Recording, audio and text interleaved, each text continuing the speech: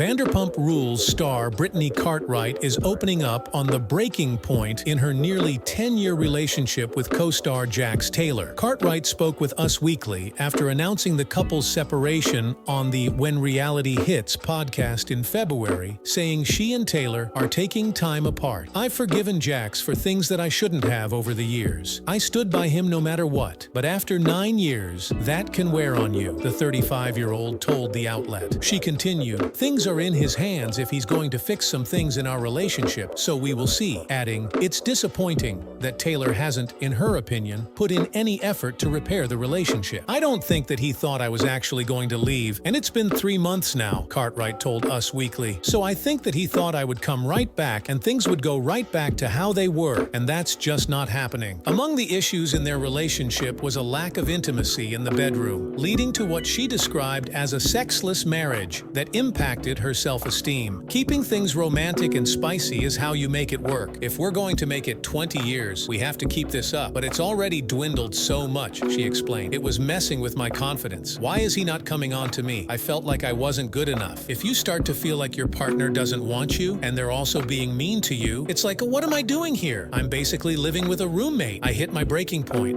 Cartwright said Taylor would tell her, "I'm 44 and I'm tired," which she countered saying, "Oh my gosh, everybody has kids and not everybody's going through this. I can't talk to him about things. He always goes on the defensive. He doesn't care about my side." When asked for a response to Cartwright's interview, a representative for Taylor responded, "No comment." The couple began dating in 2015 while appearing on Vanderpump Rules together and married in 2018. They share one son, Cruz 3. Cartwright and Taylor also appear in the first season of Vanderpump's spin-off series, The Valley, which debuted earlier this year. Other issues weighed on the couple's relationship, including Taylor admitting to past cheating and an argument that prompted Cartwright to leave their home. She told Us Weekly that one night she went to their friend and co-star Kristen Dout's home but returned around 10, while Taylor stayed out that same night until 4 in the morning. The next morning, she said he came in and started a huge fight with me. Cartwright said he claimed he received a text from a friend about their marriage issues and just made up this big story to sort of